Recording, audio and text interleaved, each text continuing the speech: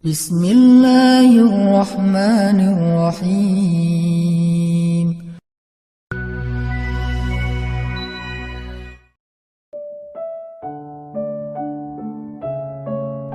Assalamualaikum warahmatullahi wabarakatuh.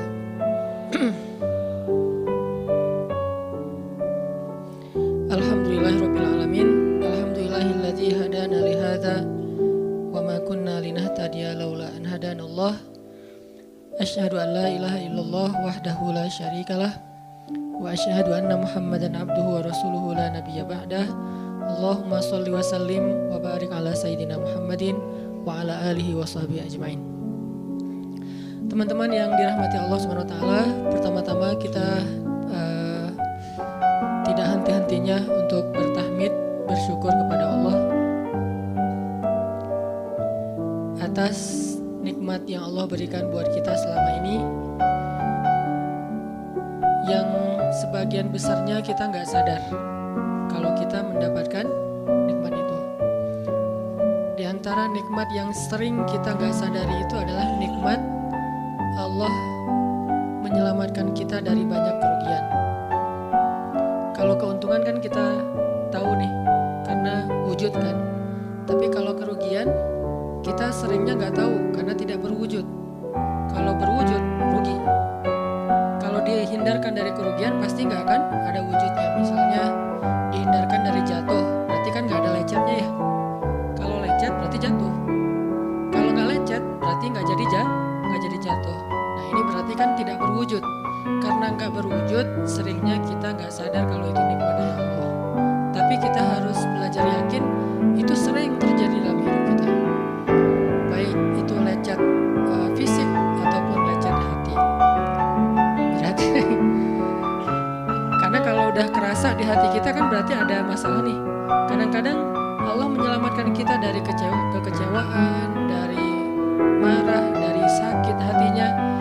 Itu kan tidak ada wujudnya karena kita diselamatkan. Tapi yakin bahwa sesungguhnya itu juga nikmat dari Allah. Makanya harus tetap bersyukur walaupun kita kadang gak bisa menghitung nikmat Allah. Karena emang gak mungkin menghitung nikmat Allah. Wa in ta'uddu ni'matallah, gak mungkin kita bisa menghitung nikmat Allah. Gampangnya misalnya coba aja, ada gak kita yang bisa ngitung jumlah tetes air hujan ketika turun hujan? Itu baru satu nikmat ya, hujan doang nih. Bisa gak ngitung berapa tetes air hujan yang jatuh ketika kita lagi musim hujan? Atau sekali hujan aja nih, setengah jam berapa tetes? Gak ada yang bisa ngitung. Itu aja gak sanggup, apalagi nikmat-nikmat yang lebih besar. Nah, jadi tetap walaupun kita gak sadar nikmat Allah apa, tapi kita pakainya bukan cuma dengan logika. Hidup saya kayaknya gini-gini aja, logikanya nih. Tapi kalau kita beriman, sebetulnya gak gini-gini aja. Hidup kita tuh harusnya lebih parah dari ini nih. Hidup kita tuh harusnya banyak masalah. Cuman sebagian besar masalah udah Allah hindarkan. Udah Allah selamatkan kita dari masalah-masalah itu. Cuman dikasih sebagian kecil sebagai pengingat buat kita. Kadang-kadang kalau gak dikasih masalah sama sekali, kita suka jauh dari Allah. Karena Allah kangen. Di antara hadis kangennya Allah kepada kita tuh, Allah kalau kangen kepada hambanya dikasih ujian. Hamba yang kayak gimana? Hamba yang kalau gak dikasih ujian gak deket sama Allah. Sehingga kalau Allah kangen sama kita, yang gak deket sama Allah nih, suka lupa sama Allah, Allah kasih kita ujian. Tapi ujian yang dikasih juga ujian yang insya Allah masih ketahan sama kita. Karena Allah gak mau ngasih kita ujian yang mencelakai kita. Kalau itu terjadi namanya bukan ujian, tapi namanya azab. Dan insya Allah orang beriman gak dapat itu. Yang dapat kayak gitu tuh kelasnya udah kelas Fir'aun, Haman, Korun, Namrud ya, Abu Jahal, Abu Lahab, itu kayak gitu tuh. Tapi kalau kelas orang muslim yang udah beriman cuman gak soleh-soleh amat, insya Allah yang dikasih bukan azab, yang dikasih adalah ujian. Kenapa? Allah kangen dengerin curhat kita di sepertiga malam. Allah kangen ngeliatin kita menangis dan manja kepada Allah. Allah kangen kita bangun tengah malam atau sepertiga malam berdoa kepada Allah. Allah kangen kita berdiri dan sujud dengan waktu yang lama. Kadang-kadang sujudnya setengah jam, saking lagi berserah diri kepada Allah. Allah kangen, makanya dikasih ujian dikit. Tapi ujian yang dikasih ke kita tuh sedikit dibandingkan yang Allah hindarkan dari kita. Tapi mana buktinya dihindarkan? Kalau ada buktinya namanya gak dihindarkan. Kalau sudah wujud namanya kena. Kalau gak kena pasti gak ada wujudnya. Terus gimana kita tahu? Kita mungkin gak tahu, tapi kita bisa meyakininya, iman. Makanya yang dipakai bukan hanya logika, tapi juga iman. Karena Allah Subhanahu wa taala menyelamatkan kita siang dan malam. Kulla yaumin huwa fi sya'n. Itu ayatnya. Kulla yaumin huwa fi sya'n. Setiap hari Allah sibuk menyelamatkan kita. Salah satu tafsir dari kalimat fi sya'nin adalah Allah sibuk menyelamatkan kita. Setiap hari kulla yaum sibuk menyelamatkan fulan-fulan, sebanyak jumlah manusia, sebanyak itulah yang Allah selamatkan. Bukan cuma mukmin, bahkan orang kafir juga kadang Allah selamatkan. Cuman di dunia, kalau di akhirat beda lagi ceritanya. Kalau di dunia, rahmat Allah semuanya dikasih, baik kepada mukmin ataupun kepada yang tidak mukmin, dikasih rahmat Allah di dunia. Tapi di akhirat hanya berlaku bagi orang-orang yang beriman. Kenapa orang yang tidak beriman kok dikasih rahmat Allah di dunia? Karena di sisi Allah dunia itu kecil, gak terlalu berharga, makanya dikasih semuanya. Akhirat itu berharga, makanya dikasih buat yang Allah sayangi, yang Allah pilih doang, yaitu orang yang beriman. Jadi jangan sampai kita berpikir Allah tuh kayaknya gak fair, kok orang gak beriman dikasih rahmat di dunia. Karena dunia itu gak terlalu berharga di sisi Allah.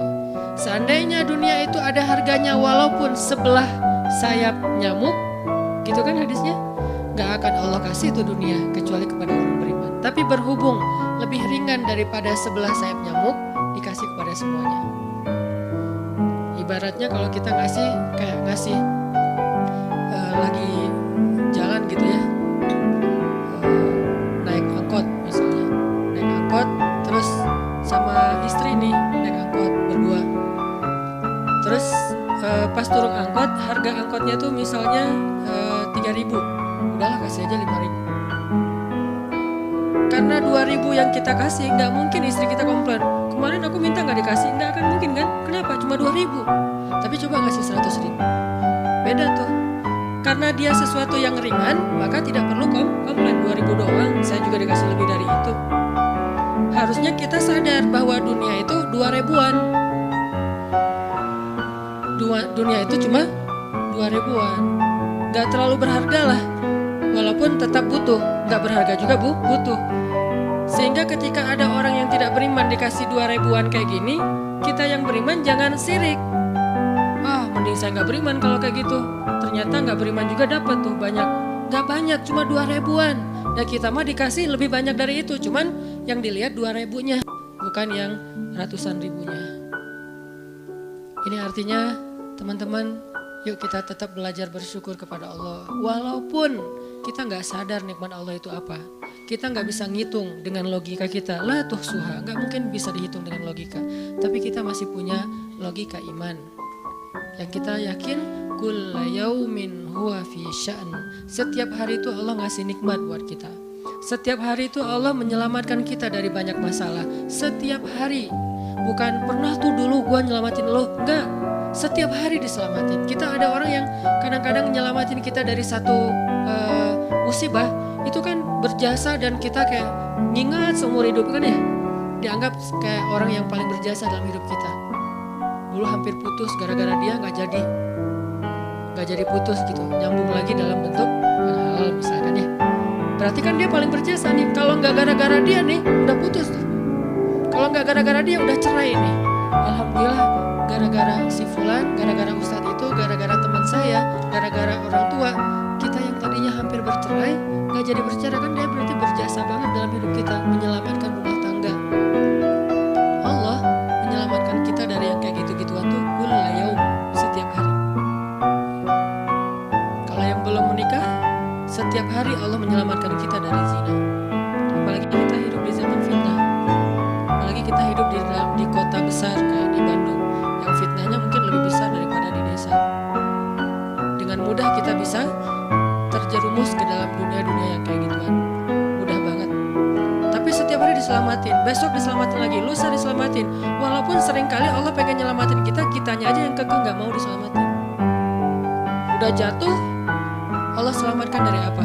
Dari makin terpuruk. Kadang-kadang kan jatuh ketiban tangga nih. Jatuh doang gak ketiban tangga. Allah selamatkan. Kalau gak diselamatkan 100%, minimal diselamatkan sebagiannya.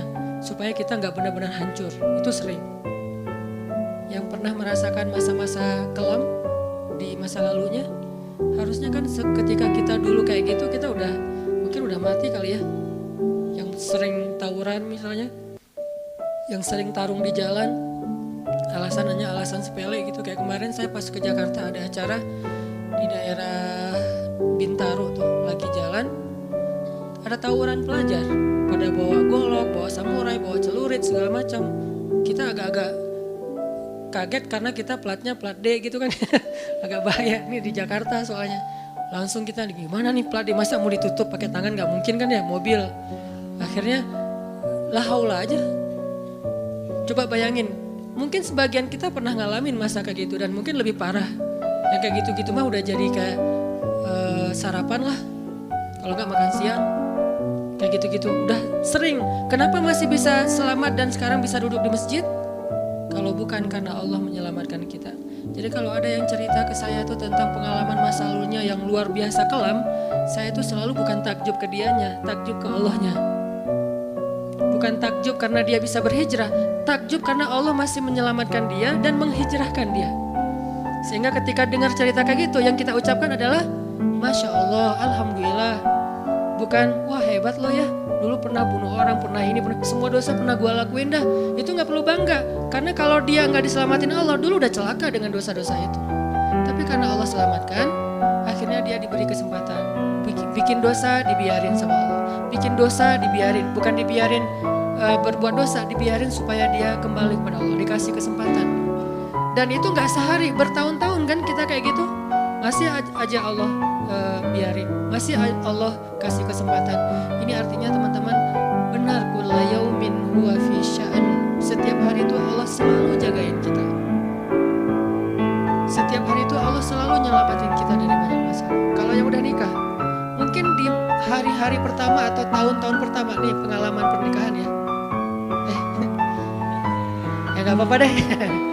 Sedikit lah ya, saya mah gak terlalu berpengalaman. Ada yang lebih berpengalaman dari saya lah ya. Ada sedikit pengalaman. Biasanya orang yang baru nikah ujiannya tuh 3 tahun pertama. Kalau dia bisa ngelewatin masa 3 tahun pertama, insya Allah agak lebih mudah ke depannya. 3 tahun pertama ini paling berat. Apalagi kalau dia nikahnya alhamdulillah gak pacaran. Kalau pacaran kan ujiannya udah sebelum nikah udah banyak ujian ya. Pas sudah nikah ya udah selesai. Bukan udah selesai ujiannya, udah gak ada yang perlu udah hambar aja. Udah plain ya. Pernah gitu Ustaz? Enggak sih. Untung ya, untung. Alhamdulillah gak pakai pacaran. Soalnya yang pacaran diputusin melulu. Jadi yang udah pacaran lama, pas udah nikah, kita mau ngapain lagi ya? Kayaknya udah semua ya. Oh iya, udah semua. Bulan madu dari dulu juga udah sering. Kan udah agak-agak plain gitu kan. Tapi kalau yang belum nikah, belum pacaran, nikah nih. Jadi kayak benar-benar baru pacaran, cuman ada konsekuensi lain yang mungkin ini jadi kayak semacam ujian lah, biar sabar. Masa-masa adaptasi, masa-masa saling mulai mengerti, oh ternyata kamu tuh kayak gini dan segala macam. Apalagi kalau baru nikah langsung LDRan kan berat banget tuh. Nikah LDRan, pacaran LDRan aja berat. Bener gak sih? Wah gak ngaku Pacaran LDRan aja berat, apalagi nikah LDRan. Kenapa? Pacaran itu kan masih banyak pantangan. Nikah kan udah masih banyak ibadahnya. Tapi gak boleh ibadah, coba gimana? Gak sengsara tuh, merana kan? Harusnya boleh tapi gak boleh. Yang tadinya gak boleh aja sengsara, apalagi udah boleh. Nah ini artinya setiap hari dalam tahun-tahun pertama pernikahan kita bisa aja mengatakan, udah deh saya talak kamu. Apalagi laki-laki. Kalau gak sabar dikit keluar kata-kata talak. Kalau udah keluar gak bisa ditarik lagi tuh. Karena kalimat itu walaupun guyon tetap kena kan. Guyon aja kena, apalagi serius. Enggak usah, saya waktu itu lagi dikuasai amarah. Emang ada yang cerai dalam keadaan nyaman? Kita talak yuk gitu. Gak ada kan. Yang namanya cerai pasti marah tuh. Jadi nggak ada istilah gara-gara marah terus talaknya nggak berlaku, nggak. Maksud marah yang nggak berlaku talak itu kalau sampai hilang akal. Tapi rata-rata kita masih berakal sih walaupun marah juga. Karena ada orang yang marah tuh kemudian dia jadi kayak orang yang gila gitu gara-gara marahnya itu hilang akal. Tapi kalau masih berakal, masih mukallaf, masih bisa berpikir, ya namanya cerai nggak ada yang nggak marah. Yang namanya cerai pasti marah. Say, apa? Aku talak kamu. Nggak ada, udah talak manggilnya say. Udah gitu pakai emoticon yang love gitu. Tapi talak kan agak-agak klise ya. Nggak ada, pasti emoticonnya tuh berderai-derai atau hatinya terbelah kan gitu kan ya. Lagi rame soalnya tuh yang kayak gitu-gitu. Cie. Ini artinya bahwa yang namanya talak nggak ada nyamannya. Pasti lagi marah dan tetap berlaku teman-teman. Kalau nggak Allah membimbing lisan kita, mungkin hari kedua udah talak tuh. Kalau Allah nggak membimbing hati kita, mungkin bulan pertama udah talak. Berarti kulla yaumin huwa fi sya'an. Sebetulnya kalau dengan logika iman, harusnya kita yakin setiap hari itu Allah pasti nyelamatin kita setiap hari. Cuman karena udah diselamatin jadi nggak ketahuan. Kalau nggak diselamatin ketahuan. Tadi mau jatuh di jalan nih, naik motor nih, mau keserempet harusnya jatuh, tapi nggak jadi keserempet. Atau keserempet dikit nggak jatuh, kan kita suka lupa kalau kayak gitu kan ya. Kalau udah jatuh baru ingat, kan saya tadi udah baca bismillah kenapa masih jatuh, gitu kan. Tapi kalau nggak jatuh, kita lupa bahwa ternyata perjalanan kita itu dilindungi oleh Allah sehingga kalau udah sampai bilang alhamdulillah. Jadi banyak yang kita nggak bisa ngitung karena memang tidak terjadi. Kenapa nggak terjadi? Allah yang menyelamatkan kita. Kulla yaumin huwa fi sya'an. Sehingga tetap walaupun mungkin kita nggak ngerasain, bilang aja alhamdulillah setiap hari aja gitu. Karena nggak ada ruginya juga kita ngomongin alhamdulillah. Satu-satunya kata atau nama yang nggak rugi disebut cuma nama Allah. Dan satu-satunya nama yang rugi kalau disebut nama mantan. Itu nggak enak banget nyebutnya. Kadang-kadang lagi ngobrol sama temen atau lagi kenalan di dalam kampus nih ya, atau kelas anak baru ceritanya. Kan kenalan nih, dipanggil nama sama guru satu-satu. Pas ada satu nama misalnya namanya siapa gitu kan ya. Kita sendiri yang pas nama itu disebut langsung meriang. Lah kamu kenapa? Itu nama mantan saya bu. Kan suka gitu ya. Sampai ada nama jalan bisa buat dia kegeeran sendiri. Saya pernah di Masjidil Haram ada salah satu nama gate, nama gate tuh, bukan gate Masjidil Haram ya. Kalau gate Masjidil Haram semuanya nama cowok, kan nggak mungkin saya punya mantan cowok kan. Salah satu gate di hotel lah, itu namanya tuh nama, pokoknya nggak usah disebut, ketahuan ntar, di stalking lagi ya. Ada salah satu gate di hotel besar kayak Zamzam Tower gitu, gate-nya tuh namanya nama seseorang. Pas lihat tuh, gitu doang. Coba bayangin, nama aja bisa bikin kita calangap. Nama, coba. Jadi satu-satunya nama yang kalau disebut itu bikin kita nggak nyaman, itu nama muatan. Dan satu-satunya nama yang kalau disebut bikin kita dapat kebaikan, cuma nama Allah Subhanahu Wa Taala. Setelah itu baru nama Muhammad SAW. Makanya nggak ada ruginya lah bilang Bismillah, Innalillah, Astagfirullah, Masya Allah, Subhanallah dan segala macam yang ada kata Allahnya. Sehingga Nabi bilang, segala sesuatu yang di dalamnya ada nama Allah maka diberkahi.